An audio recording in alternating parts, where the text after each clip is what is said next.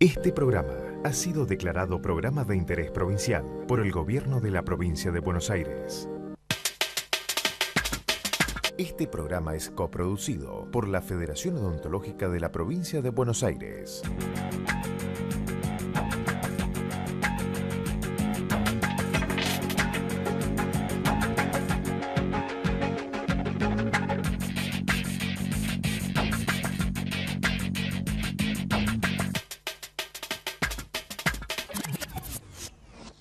Muy buenas tardes, ¿qué tal? ¿Cómo les va? Bienvenidos a ESE. Y hoy vamos a contar con la presencia de Eduardo Sacheri, autor entre muchísimos libros de La pregunta de sus ojos, que se convirtió en película en El secreto de sus ojos. Pero un apasionado del fútbol. El fútbol lo rescató de muchas situaciones tristes en su vida, eso es cierto. Pero quiero preguntarte, Eduardo, primero darte la bienvenida. Un placer tenerte acá. Si el fútbol es pasión y cultura de multitudes. Me parece que por lo menos en nuestro país sí. Los argentinos lo tenemos como una práctica muy incorporada a nuestra identidad y ahí ponemos todo. Y cuando digo todo pienso en lo mejor y lo peor que llevamos encima. Lo mejor y lo peor. Bueno, pues vamos a ver qué es lo mejor y lo peor. Avanzamos sobre el tema. Hoy en ESE, Fútbol, Cultura de Multitudes. Una entrevista imperdible con el genial Eduardo Sacheri, el escritor polifacético que retrata en su obra la pasión por este deporte y cuyas otras novelas son bestsellers y llevadas al cine, como la película ganadora del Oscar, El secreto de sus ojos. Conversaremos con él sobre el fútbol como cultura popular y como espejo de nuestra sociedad. Bueno, claro, decíamos pasión y cultura de multitudes y todo lo que eso implica, sobre todo después del Mundial, ¿no? En que muchos ahora tienen la abstinencia, pero vienen los torneos locales, no se preocupen. ¿Quién es nuestro invitado? Es Eduardo Sacheri, escritor, tiene más de 15 libros publicados. Afirma: el fútbol nos saca todas las máscaras, nos exhibe en lo bueno y en lo malo. ¿En qué bueno y malo? ¿En qué mejor, peor? Mira, me parece que en tanto juego, el fútbol nos hace dejar muy de lado nuestras apariencias, nuestras máscaras habituales. Digo, nosotros para nuestra vida civilizada nos vestimos con lo que consideramos que los demás esperan de nosotros. Pero en tanto juego colectivo, vos ahí ponés solidaridad, entrega, sacrificio, compañerismo, pero también sacás afuera, si es que lo tenés, violencia, intolerancia, trampas, venganzas, revanchas. Como jugador y como espectador, decimos. Absolutamente, absolutamente. En la cancha y fuera de la cancha. Te doy un ejemplo muy básico. Vemos cotidianamente el fútbol profesional, digo, las hinchadas, xenófobas, intolerantes, violentas. Ahora, lo que habría que preguntarse es, ¿la sociedad de la cual surgen esas hinchadas no es muy diferente? Claro. Digo, no es que vamos al fútbol, claro, no es que vamos al fútbol y nos transformamos. Vamos al fútbol y nos exhibimos. Aunque claro, no nos guste, lo que pasa es que como seamos, no nos gusta lo que sacando todas las máscaras. Como no nos gusta lo que vemos, se lo achicamos al fútbol, pero no nace del fútbol. Claro, se reacciona mucho, ¿no? Es el efecto estímulo-reacción, no respuesta, no algo más trabajado. Bueno, después del informe charlamos más sobre este tema. El fútbol es un espejo de la sociedad, en la pasión, en los valores y su cultura. Y mirar el reflejo puede ser enriquecedor. La prevalencia de lo grupal por sobre lo individual es un valor que da resultados, como pasó con la selección en el último Mundial. Siempre pensamos que el equipo es el otro. Y además de eso, una cosa fundamental, hablar del grupo, que significa hablar de construcciones colectivas. La influencia de los líderes positivos y negativos muestra contracaras entre el caso de Mascherano en Argentina y el siempre discutido Riquelme en Boca. Creo que no pudimos traer la copa, pero hemos dejado valores para la gente, de cómo competir, de cómo hacerlo.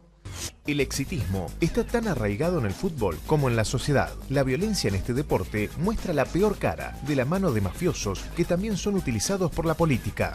El fútbol es pasión y cultura de multitudes, y parece convertir en cierta la famosa frase de "se juega como se vive".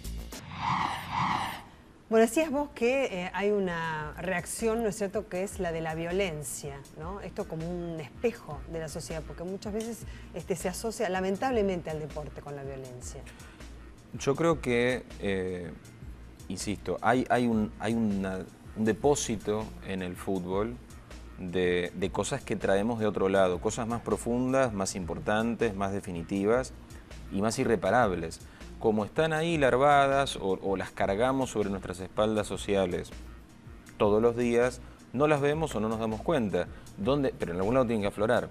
¿Dónde afloran?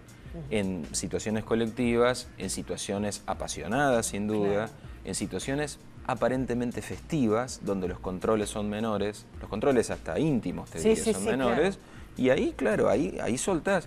Digo, no pienso solo en esos barras desatados que veíamos en el informe, sino imagínate ese papá que va a la platea con su nene y se dedica a escupir al entrenador rival a través del alambrado que lo separa del campo de juego. Supuestamente es un señor muy civilizado que está disfrutando un buen momento con su hijo. Claro. Y en realidad es un animal desatado. Sí, desde ya. Y además siempre se empieza por algo, ¿no? La agresión verbal y después se empieza digamos, a multiplicar. ¿Vos en la literatura te interesa más hablar del juego o de esas pasiones que se exacerban? Mira, a mí me interesa hablar de las personas, sí. Los protagonistas. Ahora, en general mis protagonistas, cuando hablo de fútbol, no suelen ser esos grandes jugadores iluminados por los reflectores del mundo. Sí. Es muy excepcional que a mí se me ocurra hablar de un gran jugador conocido. Porque me parece que la literatura se mueve más, o se mueve mejor o más cómoda en los lugares más en penumbra, más sombríos, por los rincones del asunto. ¿Por cuáles, por ejemplo? Pienso en jugadores del montón, sí. En jugadores fracasados, en jugadores amateurs.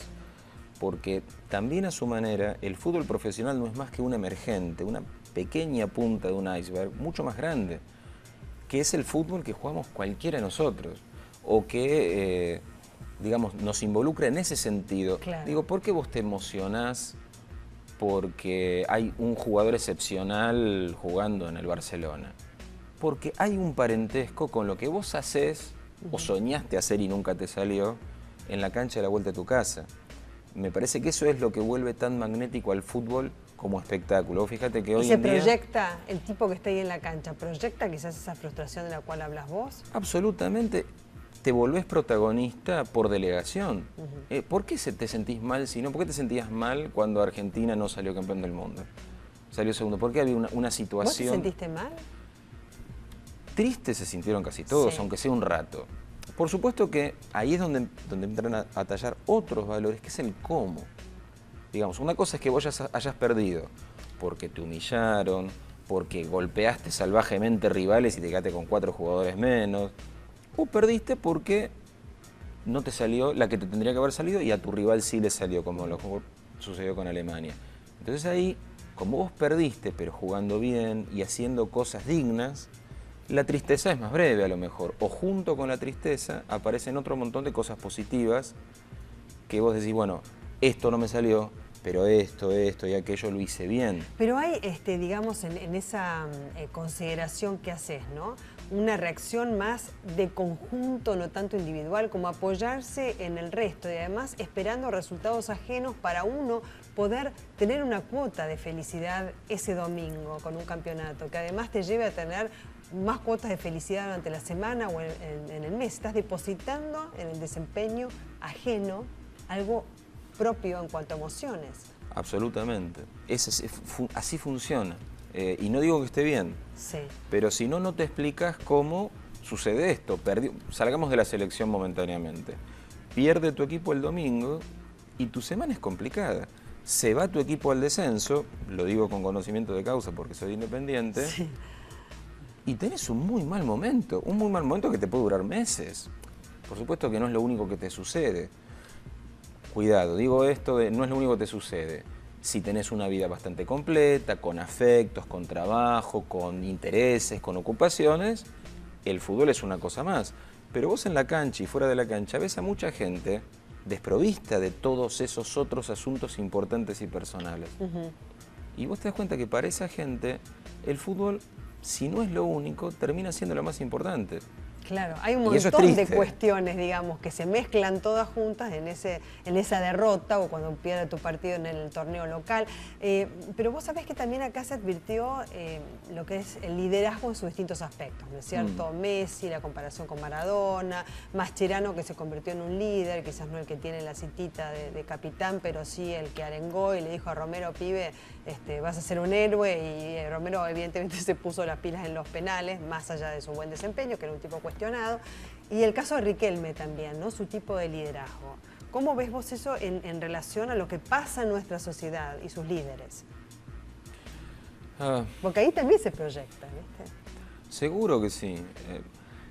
Ahora vos fíjate lo que nos sucede, estoy pensando. Sí. Nos admiramos mucho durante el Mundial con respecto al grupo de Sabela y al grupo de jugadores y al tipo de valores que encarnaron. Pensando en esto de líderes positivos. Como equipo, decís vos. Como equipo. Pensar sacrificio, solidaridad, humildad, porque todos se manejaron con una gran humildad, todos, y ahí lo pones desde Messi hasta el que no haya entrado. No hubo conflicto de vestuario. Ahora, lo llamativo, o lo que yo me pregunto es, ¿son muy representativos de nuestro modo de ser? Sabela, los jugadores y esta experiencia del Mundial, ¿o es algo que desearíamos ser y nos cuesta mucho ser? Bueno, depende.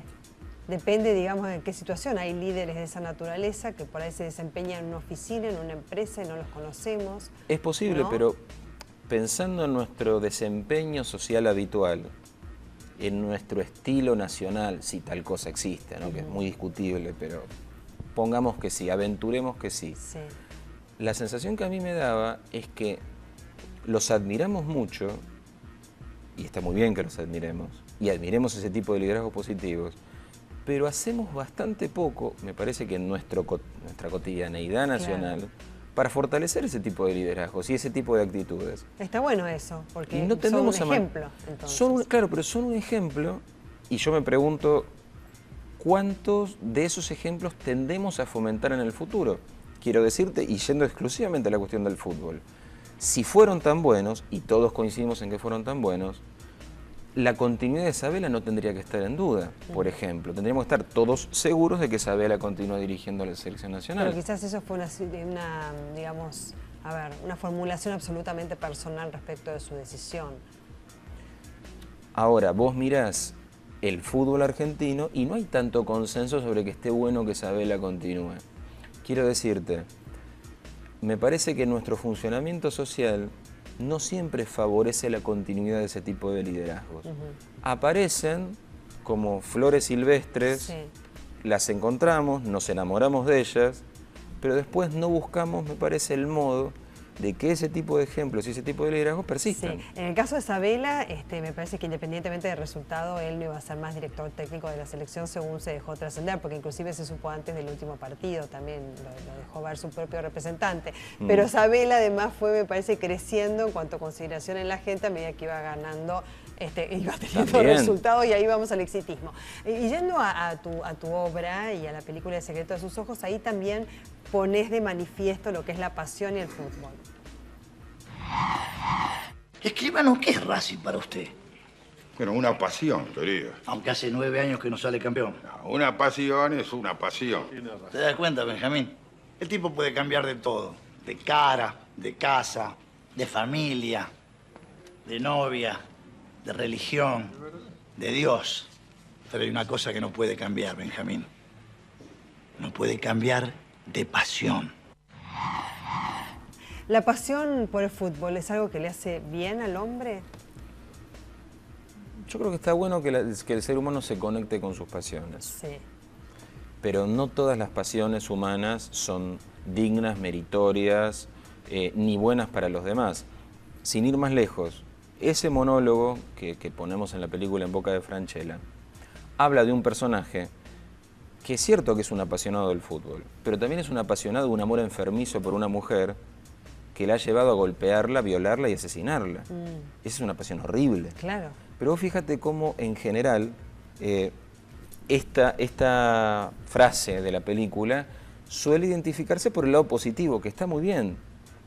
porque también tenemos pasiones que nos motorizan y nos enaltecen y nos conectan con los demás. Me parece que está bueno que dejemos aflorar nuestras pasiones, pero que nos tomemos un instante para analizarlas también, para salirnos momentáneamente de esa pasión y vernos apasionados. Vos hablabas antes del exitismo, por ejemplo. Sí. La pasión muchas veces te conduce a blanco, negro, el cielo o el infierno, mientras que la vida no se maneja en general en esas cosas tan absolutas del éxito y el fracaso.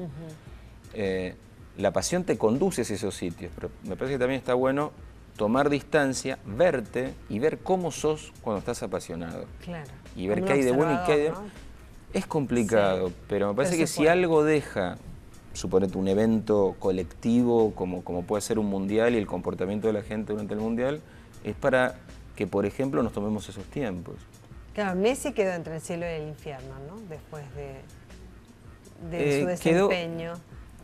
Creo que tuvo una muy buena primera fase del mundial, donde era el Messi que deseábamos, que nos venga a salvar, este Mesías que siempre estamos esperando, y realmente se comportó de esa manera. No, ¿y te acordás cuando Sabella dijo en conferencia de prensa, bueno, cuando aparece Messi, en un momento, no me acuerdo cuál de los partidos, ¿no? Cuando aparece Messi salva todo. Nos dijimos, claro, la Messi dependencia apareció después, ¿no? Claro, nosotros que no podemos superar la Maradona-dependencia desde hace 30 años, pero ves, eso habla de nosotros más que de ellos. Claro. Habla de que estamos esperando de que nos venga a rescatar alguno. Claro. Como nos rescató Diego en algún momento, esperamos eso de Messi, y encima con esta cosa nostálgica, tanguera, y me parece inútil de a ver cuándo viene un nuevo Maradona. No va a venir un nuevo Maradona. Maradona hubo uno, como Messi hay uno, como María Belén hay una, como Eduardo hay uno. Digo, claro. No sigamos esperando, porque si no nos lo perdemos a este pibe. Como una reencarnación, qué fantástico. Y como dijo el otro día un periodista deportivo, lo vamos a cansar ya, ¿viste? De tanta presión que le hacemos. Y además tampoco sé, para terminar el tema del fútbol, qué es lo que le pidió Sabella para hacer en la cancha y cómo juega en pos del equipo, no lo sabemos. ¿Qué te llevó a escribir con tanta pasión? Ahí pusiste mucha pasión y la ponés. Sí, mira, creo que todos cargamos con dolores, tristezas, pérdidas, deseos. A mí escribir me permite llegar mejor con todo eso. No invento cuentos, invento novelas, no hablo directamente de lo que me pasa, pero indirectamente sí hablo de lo que me pasa. Entonces, así como cuando lees un buen libro, te toma en un lugar y te deja en otro, no sos el mismo. Cuando terminas de leer algo que te impactó, cuando escribís es una experiencia más profunda del mismo tipo. Para mí, entonces, suponete, ser feliz era esto: un papá, una hija de 14 años que se conocen en ese momento. Me permite hablar de la paternidad, de la adolescencia, de cómo imagino yo que es ser una chica de 14 años y cómo es construir un vínculo cuando no lo tenés. Claro, y lo haces desde el adolescente, bastante jugado. Adolescente y mujer. ¿Sabes qué pasa? Que me parece que está lindo cuando terminás una novela. Yo venía a escribir Papeles en el viento, otra novela. Más masculina, muy masculina. En ese caso, bastante futbolera, esa, digo, de Papeles en el viento. Entonces está bueno, de un libro al otro, me parece plantearte desafíos y hacer cosas distintas. Entonces, si Papeles en el viento tenía fútbol, esta no tiene nada de fútbol. Si Papeles en el viento estaba pensada desde 4 tipos cuarentones, esta está pensada desde una chica de 14. Claro. Que es todo un desafío para un cuarentón varón tratar de meterte en la cabeza de una chica de 14. En la cabeza de una chica que además perdió a su madre y va en busca de su padre. Del que se supone que es su padre que no conoce. Claro, exactamente. ¿Cuáles son los 3 libros que te han marcado en tu vida? Como lector, decís vos. Sí. Bestiario de Cortázar. Lo leí a los 16 y no fue nada igual. Conversación en la Catedral de Vargas Llosa. Y algún libro infantil también. La Vuelta al Mundo en 80 días de Verne. ¿A vos te salvó de las tristezas escribir? Y yo leí que habías perdido a tu papá cuando tenías 10 años, ¿no? ¿Eso te salvó de tu tristeza? ¿Te cambió en algo? ¿El fútbol también lo hizo en tu vida? Mira, la lectura me acompañaba, por suerte, desde más chiquito. Sí. En mi casa se leía mucho, por suerte. Sí, tal cual. No, porque viste, a veces te pasa que te dicen, ay, yo quiero que mis hijos lean. Y vos te preguntas, ¿y vos lees? No, yo no leo. Si vos no lees, es muy difícil que tus pibes lean. Pero bueno, pasado el aviso de pónganse a leer. Sí. Lo que me salvó la infancia, en realidad fue mi barrio, los pibes del barrio y el fútbol. Porque al perder a mi papá a los 10, al pasar a vivir en una casa dolida, hundida en la tragedia natural de perder un padre, salir de mi casa, encontrar a los pibes, jugar al fútbol con ellos, me permitió tener una cosa doble y múltiple, porque salía y jugaba, entraba y leía. Claro, ¿Qué mirá, más vos le puedes estás pedir a la hablando de vida? cosas que ya casi no hay, ¿no? El Sí. pibe de barrio jugando en la calle y la lectura, ¿no? Que cada vez hay menos. Sí, sobre todo, por lo menos en la zona en la que vivo yo, en el oeste del Gran Buenos Aires, es muy complicada la vida pública que teníamos, que era muy importante en el tejido social. Las casas estaban abiertas y la gente circulaba entre la casa y el exterior. Hoy en día solo estás en la calle, girando la cabeza por precaución y deseando entrar a algún sitio. Y es una muy fea manera de vivir. Claro. Y bueno, también había leído que tus padres, que leían mucho, ¿no? Te acercaron en principio libros de ficción, ¿no? Eso te llevaba a un mundo ideal. Claro, en casa se leía ficción, no se leía mucho ensayo, suponete, o biografías, no se leía mucha historia. Yo historia empecé a leer en la universidad, cuando estudié mi licenciatura en historia, pero sí había muchos libros, muchas novelas, sobre todo novelas. No había en mi casa un gran criterio de solo leer clásicos, suponete. Había de todo y a mí me parece importante que haya libros y gente leyéndolos. Claro.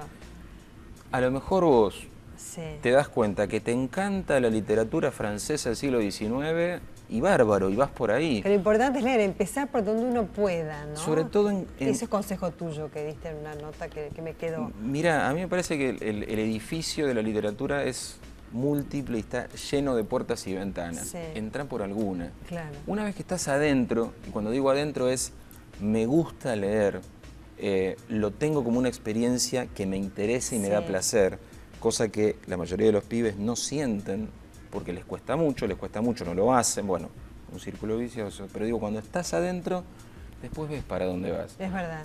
Y va a haber puertas que van a estar siempre cerradas. Para mí el Ulises de Joyce siempre va a ser una puerta cerrada. Porque lo intenté 5 veces, bueno, no es para mí. Listo. ¿Y por qué? Porque no me gusta. Digo, llego al capítulo 4 y digo, ¿qué estoy leyendo? No entiendo nada, no me gusta, lo dejo. ¿Lo intentaste varias veces? ¿Volvés? Claro, porque por supuesto que uno como lector tiene sus culpas también, su sentimiento de culpa de...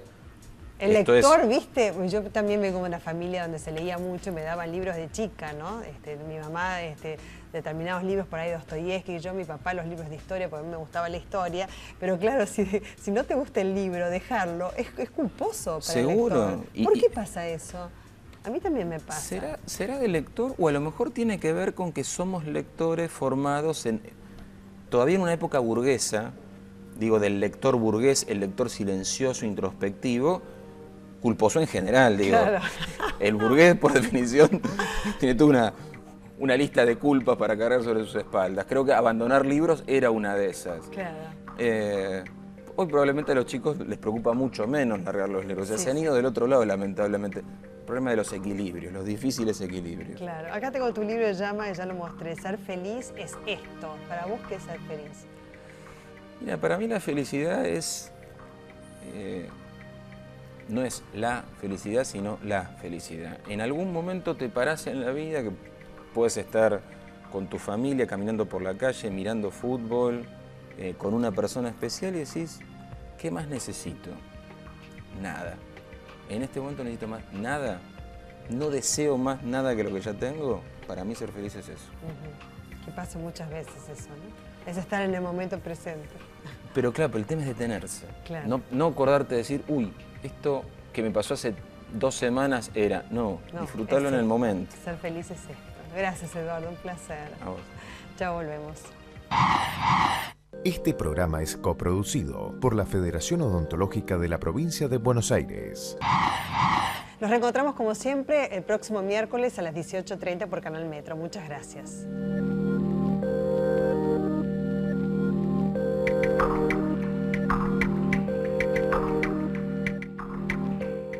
¿Efectivo? ¿Querés prestarle efectivo a un amigo que vive lejos? ¿Te olvidaste la billetera y necesitas sacar plata del cajero? Banco Provincia presenta Punto Efectivo, un nuevo servicio que te permite extraer dinero de un cajero automático Link sin usar tu tarjeta. Práctico, rápido y seguro. Punto Efectivo. Saca plata sin sacar tu tarjeta. Banco Provincia, de tu lado. ¿Sabías que en la ciudad ya estamos separando nuestros residuos? En algunos barrios estamos dando los primeros pasos para un tratamiento verde de la basura. Y de a poco se van a sumar todos los barrios. Sumate vos también. Buenos Aires Ciudad. En todo estás vos. Si ves o sabes algo, llama al 911. La seguridad la hacemos entre todos. Buenos Aires, activa como nunca. Gobernación Daniel Scioli. Tener un supermercado chino y hablar argentino parece raro, pero no es raro, porque Argentina me dio mucho. Me acuerdo cuando fui a China que allá tenía de todo, pero yo extrañaba acá. A mis amigos, el mate, el fútbol. Mis viejos siempre tuvieron supermercado y me dijeron que era muy importante la estabilidad de los precios. Por eso, nosotros nos sumamos a los precios cuidados. Estos precios dan estabilidad y transparencia y hacen que la gente se vaya del súper diciendo: ¿viste que también tiene los precios cuidados? ¡Qué buena onda el chino!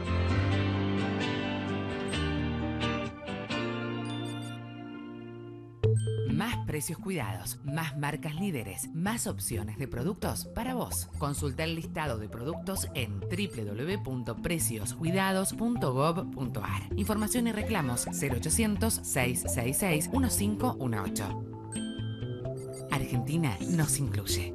Presidencia de la Nación. IOMA, más cerca. Te ofrecemos la más completa cobertura en internación, consultas médicas, odontología, estudios de diagnóstico, prótesis y medicamentos.